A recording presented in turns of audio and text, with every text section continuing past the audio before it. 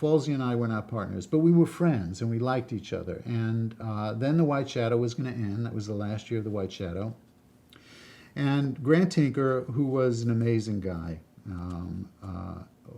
ran MTM, and he basically asked me what I wanted to do next. And he asked Falsey what he wanted to do next.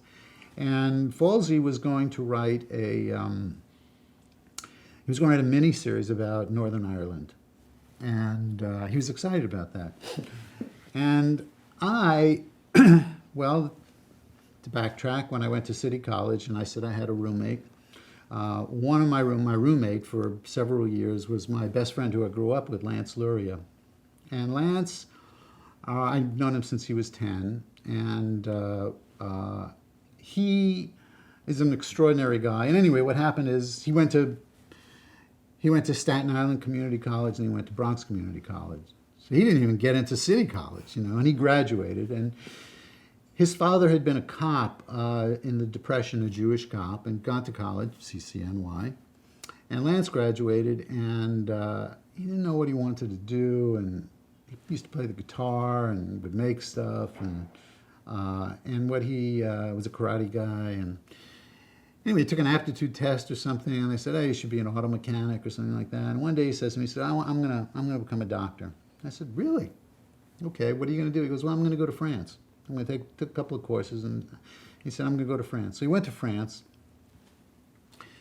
comes back a year later, and I said, hey, what's going on? I'm still living in the apartment, and I haven't moved to Los Angeles yet. And he goes, well, it's not gonna work. I'm gonna flunk out of medical school in France.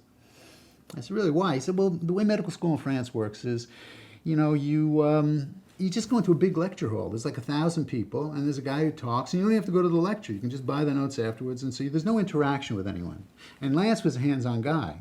He made things that he sold. He's a friendly guy. He drove a cab. He was a people person. I said, well, what are you going to do? He said, well, I'm going down to Guadalajara. I'm going to see if I can get into medical school down there. And if I can, I'm going to grab my stuff out of France, and I'm going to, I'll go there. I said, well, you don't speak Spanish. You don't speak Mexican. Spanish. He goes, yeah, I know. Listen, I said, well, you sure you can't work it out in France? I mean, because it's not going to work. I'm just going to, I hate it. I'm going to flunk out. Goes down to Mexico, comes back 3 days later. I say, how'd it go? He goes, I can't get into Guadalajara. I said, so what are you going to do? He goes, well, it's very interesting. I'm driving to the airport to make my plane back, and I pick up a guy. He's hitchhiking. And the guy tells me he's a journalist. And he says, if I bring him back 3 suits, Pierre Cardin suits from Paris, from France, he'll get me into medical school in Monterrey, Mexico. And I said, really? And he said, yeah.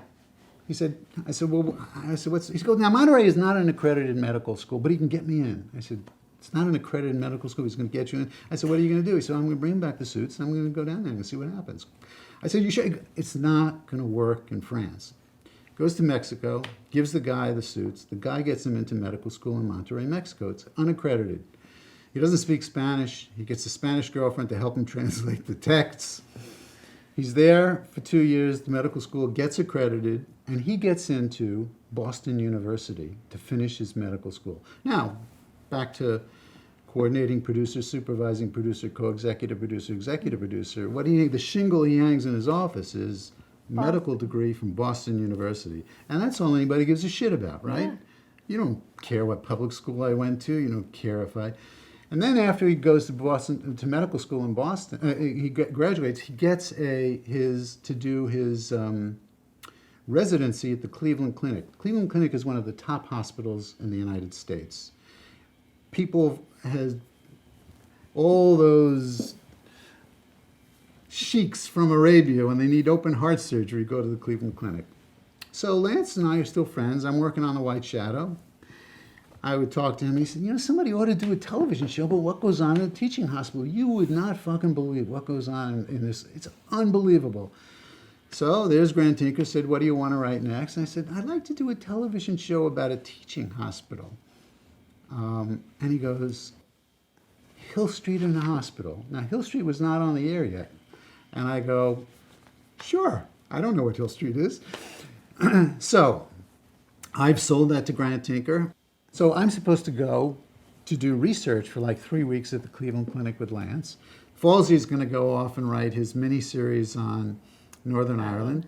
And Macius, who is not a writer yet, we decide to go on vacation to Mexico. Say goodbye to each other, you know. We go and have fun in Mexico. And we get back and there's a telephone call. And Stu Irwin of MTM, who was Grant's right-hand guy, wants to meet us and wants to meet everybody from the White Shadow. And Bruce Boucher was making a movie in New York. And we go into this meeting and Stu says, this is unbelievable, but Brandon Tartikoff at NBC wants to make a television show that takes place in a teaching hospital, and he wants to pick it up for 13 episodes. I'm like, Mark Tinker goes, I'm in, you know, and Macius goes, I don't know. And Falsey goes, I can't do this if Josh doesn't want to do it. And I goes, Stu, you just bought this from me. And he goes, well, no, it's not exactly the same. And I go, and again, I knew I was a peanut, and I wasn't trying to be a wise guy. I just didn't know what to say. I didn't know what to do. I mean, so I